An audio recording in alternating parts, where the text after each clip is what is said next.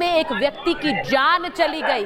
आज महाभारत में यही सवाल पूछ रही हूं कि अगर ये विवादित नारे लगेंगे, हिंसा होगी, हत्याएं होंगी, तो क्या योगी को छोड़ देना चाहिए? फिर योगी आदित्यनाथ पर सवाल उठाने वाले बहुत सारे आ जाएंगे। ये तस्वीर देखिए, ये जो नारे लगे हैं ये कानपुर में हुआ। कानपुर में सर तन से जुदा के नारे लगे और जहां पर ये नारे लगे हैं वहां ठीक बीच में एक हिंदू मंदिर था। मंदिर के इर्द गिर्द भीड़ ने इकट्ठा होकर ये नारे लगाए। आपको सुनवा देती हूँ।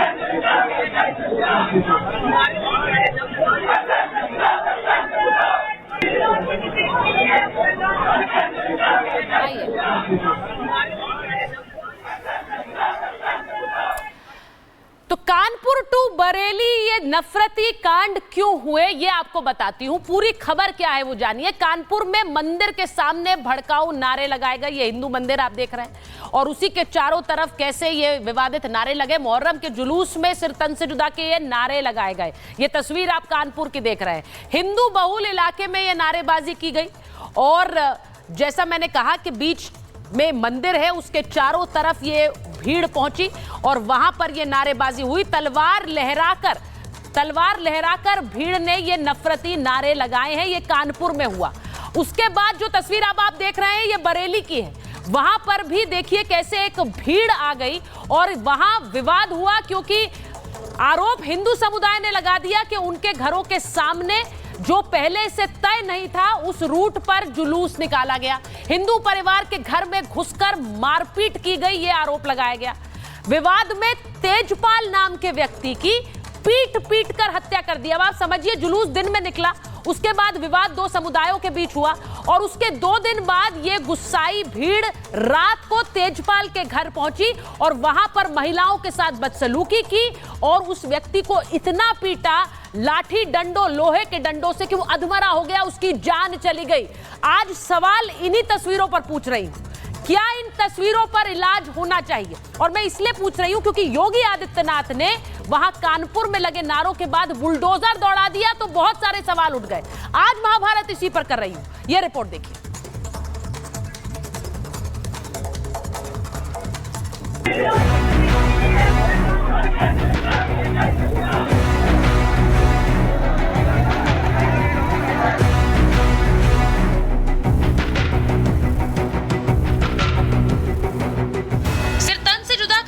राजस्थान से उत्तर प्रदेश पहुंच चुका है। जो अजमेर में हुआ ठीक वैसे ही करीब 700 किलोमीटर दूर कानपुर में भी भड़काऊ नारेबाजी हुई।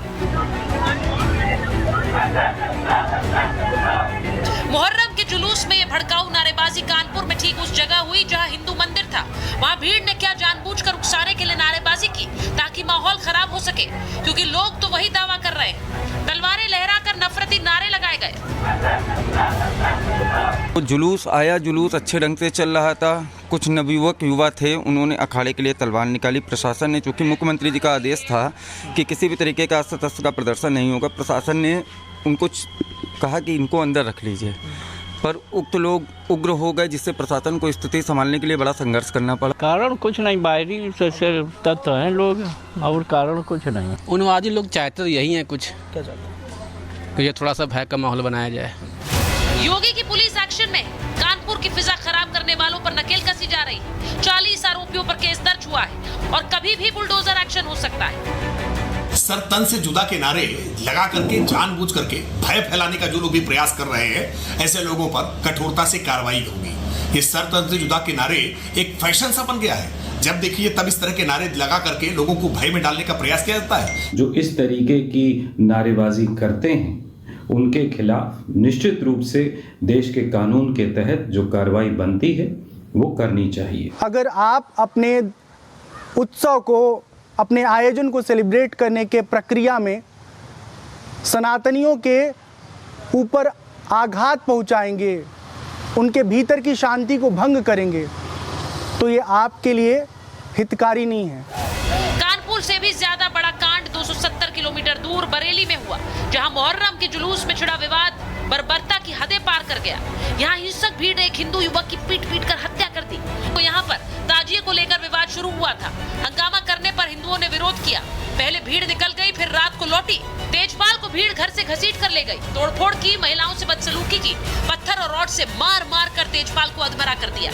जो गली आप देख रहे हैं, इसी गली के अंदर पूरी हिंसा जो है वो बताई गई। भीड़ आई, तेजपाल, ये जो घर आप नीले रंग का बोर्ड देख रहे हैं, इसी घर के अंदर तेजपाल खुद अपने परिवार के साथ मौजूद थे। और जिस तरीके से परिवार का कहना है कि उनको इस घर से बाहर खींचा गया, खींच के जो पीछे आप पुलिस जहाँ पर देख रहे हैं उस जगह पर ले जाया गया। ये भी एलिगेशन है कि मस्जिद के अंदर ले जाया गया, वहाँ पर तेजपाल की पिटाई की गई, अधमरे हालत में उसको बाहर छोड़ दिया गया, जिसके बाद अस्पताल जो है वो ले जाया गया। हालांकि सोमवार को तेजपाल की इस पूरे मामले में मौत हो गई। भीड़ ने तांडव किया, जिसके बाद योगी ने सबक सिखाया। 35 आरोपियों को जेल में डाल दिया है। 2 मुख्य आरोपियों के घर जमींदोज कर दिए गए। अभी तक 2 मुकदमे लिखे जा चुके हैं। दोनों मुकदमों में अभी तक लगभग 35 गिरफ्तारियां की जा चुकी हैं, जिसमें से 2 गिरफ्तारियां मुठभेड़ के दौरान की गई। उस मुठभेड़ में एक व्यक्ति घायल भी हुआ था। अभी तो बुलडोजर चला है। कहा तो ये जा रहा है कि योगी सरकार नफरती राग अलापने वालों पर एनएसए लगाने की तैयारी में। आज महाभारत में सवाल ये कि कानपुर टू बरेली अगर नफरती एजेंडा चलेगा तो क्या योगी का चाबुक नहीं चलना चाहिए? Bureau report, Republic Bharat.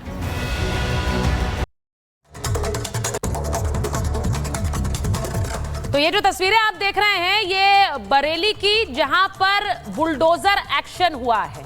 अब ये बुलडोजर एक्शन बरेली में हुआ है और उसके बाद अब ये सवाल पूछा जा रहा है कि योगी का ये एक्शन सही है कि नहीं।